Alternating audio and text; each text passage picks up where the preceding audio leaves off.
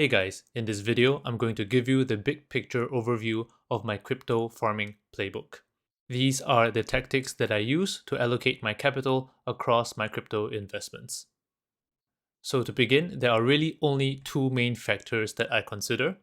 First is the token price expectation.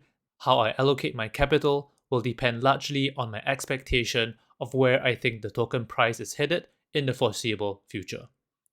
And the next factor to consider is the liquidity pool APRs. This is quite straightforward. The higher the APRs, the more it might make sense to join a liquidity pool. Now, before I continue, you should already know how liquidity pools work. And if you don't, I encourage you to check out my other video about this topic in my channel. Okay, so if you have already done so, let's move on. As usual, first a quick disclaimer. None of this is financial advice, so please make sure you do your own research before doing anything.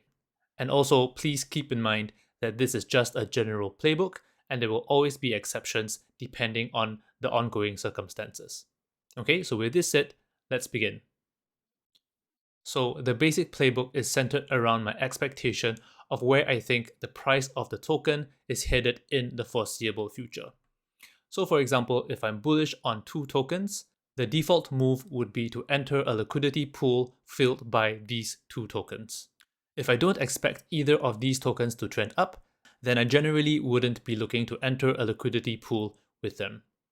Next, if I'm only bullish on one token, then my default move would be to simply buy and hold on to that token. I would not be looking to deposit that token into a liquidity pool because that would diminish the impact of the price appreciation that I am expecting. Okay, moving on. Next, if I am neutral on a particular token or if I'm neutral on the overall crypto market, then usually I would be looking to deposit that token with a stablecoin into a liquidity pool. The idea is that as long as the price of this token does not move up or down too much, overall I should be walking away with some profit. And lastly, if I'm bearish on a particular token or if I'm bearish on the overall crypto market, my default move would be to either short sell that token or to swap that token for some stable coins and to hold on to those stable coins. Okay, so this is the big picture of what I would generally do depending on my outlook of the price of that particular token or of the entire crypto market. This said, all of this is still subject to the APRs of the liquidity pools, because if the APRs are high enough, for example, if the APRs are in the thousands or even tens of thousands of percent, then all of this could possibly not matter anymore because the APRs could then be high enough to make up for any of the negative price moves of the token. Okay, so this is my basic playbook. And now let me talk a little bit more about the advanced playbook. It's similar to the basic playbook. However, in this case, I would usually go to a collateralized lending platform such as Aave to carry out my transactions.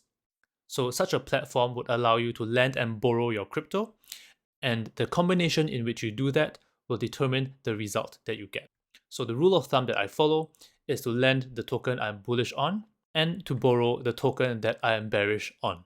And where appropriate, I would also use stablecoins to get the desired result. So as an example, if I am bearish on Bitcoin, what I could do is to deposit/lend stablecoins to the lending platform and use that stablecoin as my collateral to borrow Bitcoin, and then to take that Bitcoin and swap that Bitcoin for stablecoins, which I could then use to lend and deposit back into the lending platform to get more of those APRs. So in this case, if I'm right and the price of Bitcoin goes down, what I could do is to then sell the stable coins that I have and swap it back into Bitcoin, which has now dropped in price, and profit from the difference. Okay, so this is one way to carry out a bearish play on a cryptocurrency. Let me give you one last example here. In this case, if I am bullish on Bitcoin and let's say at the same time bearish on Chainlink, what I could do is to deposit/lend Bitcoin, use that Bitcoin as collateral to borrow Link, and then swap that Link for Bitcoin or stablecoins.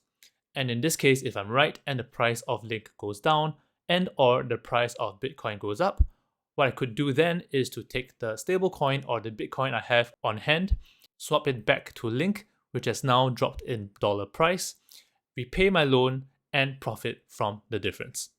Okay, so this is a more advanced way of expressing my outlook on the price of a token, and there are many ways to use these tokens to gain more or less APR, depending on if I'm looking to be more conservative or if I'm looking to be more aggressive.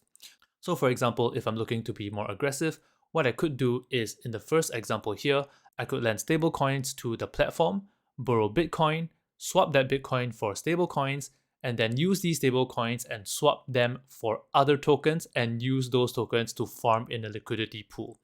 So in that sense, there are many ways and combinations I can use to achieve the results I want, with each way having different risk and reward profiles.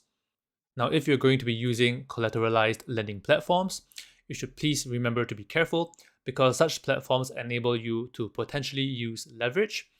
And so before doing that, you need to make sure that you understand how everything works. Make sure you understand how the loan to value ratio works, because if you don't know what you're doing, you could get your position liquidated.